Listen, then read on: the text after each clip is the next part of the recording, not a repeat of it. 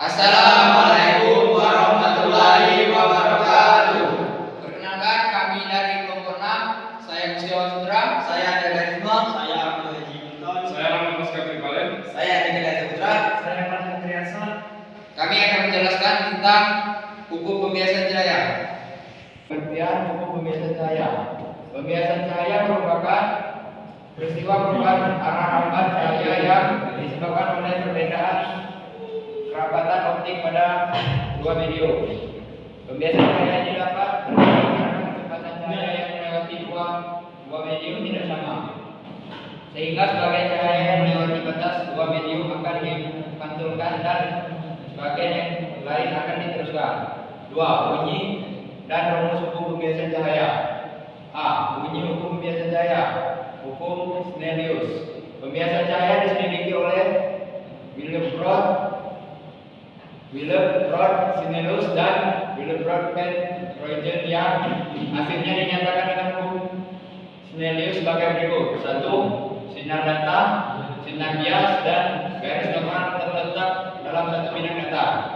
2. Perbandingan proyeksi antara sinar datang dan sinar bias yang sama panjangnya pada bidang batas antara dua zat bening selalu merupakan bilangan tetap. Perbandingan tetap ini disebut indeks bias antara kedua zat itu. B. Rumus indeks bias cahaya.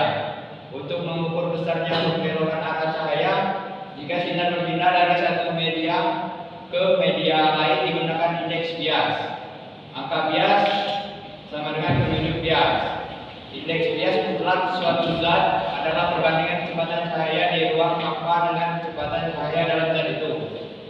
Nz sama dengan C titik 2 Cn. Terangan Nz sama dengan indeks bias mutlak zat itu. C kecepatan cahaya dalam hampa dalam kurung 3 kali 108 m per s. Cn sama dengan kecepatan cahaya dalam zat itu. Karena yang dilihat sehari-hari sinar berpindah dari satu media ke media lain, maka indeks bias adalah perbandingan kecepatan cahaya dalam zat itu. Misalkan cahaya berpindah dari zat A ke zat B, maka indeks biasanya dirumuskan sebagai berikut. 3. Penerapan hukum pembiasan cahaya. A. Peristiwa terjadinya fata morgana. Fata morgana merupakan sebuah istilah kepada suatu hal yang bersifat khayal yang tidak dapat dicapai. Karena memang peristiwa ini diambil dari gejala optik yang menyebabkan suatu permukaan yang sangat panas atau memiliki suhu panas, tampak berkilat seperti ketika melihat permukaan air. Fenomena fata morgana biasanya terjadi di tanah atau bidang yang luas dan panjang seperti jalan aspal, padang pasir atau padang es. Sebagai contoh, pada waktu siang hari yang panas terik ketika kita sedang berada di pinggir jalan raya berjalan aspal, kita memandang jauh ke jalan raya. Ternyata terlihat seperti ada air di atas aspal. Kemudian setelah kita dekati, ternyata air tersebut tidak ada. Mengapa hal ini terjadi? Bagaimana penjelasannya secara fisika? Simak penjelasan berikut. Pada siang hari yang panas, cahaya matahari mengenai aspal sehingga permukaan aspal menjadi sangat panas. Karena aspal menjadi panas, maka lapisan udara yang dekat dengan permukaan aspal menjadi panas juga, sehingga kerapatan optiknya menjadi lebih kecil atau renggang. Kita sebut saja lapisan udara dingin. Sementara itu, lapisan udara yang dekatnya beberapa sentimeter di atas lapisan udara panas tersebut memiliki kerapatan optik yang lebih besar atau rapat. Kita sebut saja lapisan udara panas. Pada pembiasan cahaya, jika sinar datang dari medium lebih rapat menuju medium kurang rapat atau renggang, maka cahaya akan dibiaskan menjauhi garis normal. Perhatikan gambar di atas. Sinar satu datang dari lapisan udara dingin menuju lapisan udara panas, maka dibiaskan menjauhi garis normal. Hal ini karena kerapatan optik lapisan udara dingin lebih besar daripada lapisan udara panas. Kemudian sinar dua datang dengan sudut datang lebih besar lagi, sehingga sinar dibiaskan sejajar dengan bidang batas antara lapisan udara dingin dan udara panas.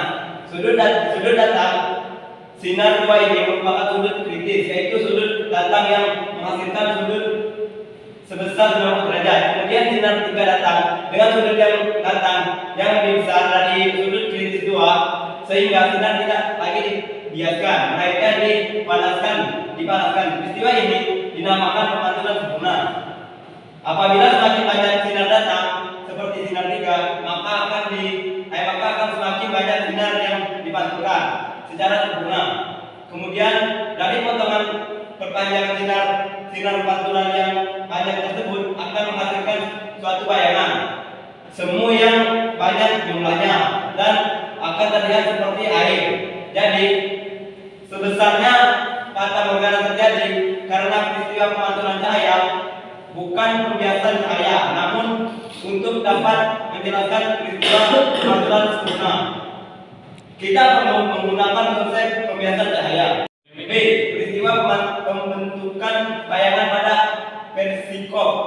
Persikop adalah alat optik yang berfungsi untuk mengamati benda dalam jarak jauh atau berada dalam sudut tertentu. Bentuknya sederhana, yaitu berupa tabung yang dilengkapi dengan prisma pada ujung-ujungnya. Prisma ini akan memantulkan cahaya yang datang sejajar padanya. Kemudian diatur sedemikian rupa sehingga membentuk sudut 45 derajat terhadap tubuh tabung. Persikop digunakan pada desain kapal selam. Para navigator kapal selam memanfaatkan periskop untuk mengamati gerak-gerik yang terjadi di atas permukaan laut. Selanjutnya C. Peristiwa dasar kolam yang tampak dangkal. Jika kalian pernah memperhatikan kolam renang yang airnya jernih, maka akan tampak bahwa dasar kolam tersebut tampak dangkal.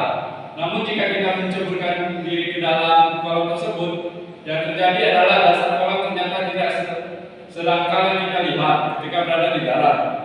Pembiasan merupakan peristiwa pembelokan arah lambang cahaya karena melalui dua medium yang berbeda. Kerapatan optiknya di mana medium tersebut haruslah benda bening. Air jernih termasuk benda bening, sehingga pada air juga dapat terjadi peristiwa pembiasan. Ketika kita melihat dasar kolam, cahaya dari dasar kolam menuju mata kita. Ketika melewati permukaan air, cahaya akan dibelokkan menjauh garis normal karena indeks bias air lebih besar dari indeks bias udara.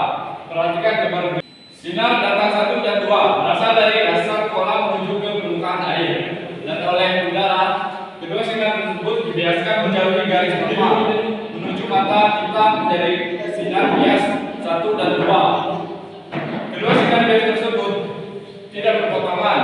Yang berpotongan adalah perpanjangan kedua sinar bias. Di titik perpotongan perpanjangan, kedua sinar bias ini terbentuk bayangan semua dari dasar kolam yang bertanya di atas dasar kolam sebenarnya. Posisi benda langit tidak berada pada tempat sebenarnya. Kalian tentunya pernah melihat jutaan bintang di angkasa. Jika malam hari yang cerah, bukan. Bintang merupakan benda langit yang dapat memancarkan cahaya. Karena memancarkan cahaya inilah bintang-bintang di luar angkasa dapat terlihat dari bumi.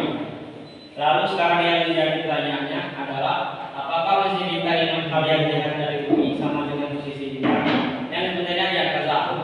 Jawabannya adalah tidak. Kenapa tidak? Bumi merupakan salah satu benda langit yang dapat dihuni oleh manusia. Bumi memiliki lapisan atmosfer yang banyak sekali memberi manfaat bagi kehidupan di bumi. Salah satunya adalah untuk melindungi makhluk hidup dari radiasi sinar ultraviolet yang dipancarkan oleh matahari. Lapisan udara pada atmosfer bumi dengan lapisan hampa udara di dalam bumi memiliki indeks bias yang berbeda. Udara pada atmosfer bumi indeks biasanya 1,003, sedangkan ruang hampa udara atau indeks biasanya adalah 1,000. Meskipun selisihnya sangat kecil sekali. Jika cahaya melewati dua lapisan udara tersebut, tetap saja akan mengalami pembiasan. Hal ini yang menyebabkan kenapa bintang tidak berada pada posisi yang sebenarnya. Perhatikan gambar di bawah ini. Hampa udara atmosfer bumi. Empat terserang nanti cahaya dari air. Dengan cepat ramah cahaya di udara adalah 3 kali 108 m/s dan indeks biasanya air 4/3. Maka tentukan cepat ramah cahaya di air. Penyelesaian diketahui C sama dengan 3 kali 108 m/s. Air sama dengan 4/3. Ditanyakan air jawaban naik C Payer, maka cepat lambat cahaya di main dirumuskan sebagai berikut. Payer sama dengan C Payer. Payer sama dengan 3 kali 108 Ampere. 4/3 Payer 2,25 kali 108 Ampere. Jadi cepat lambat cahaya di dalam air adalah 2,25 kali 108 Ampere. Baiklah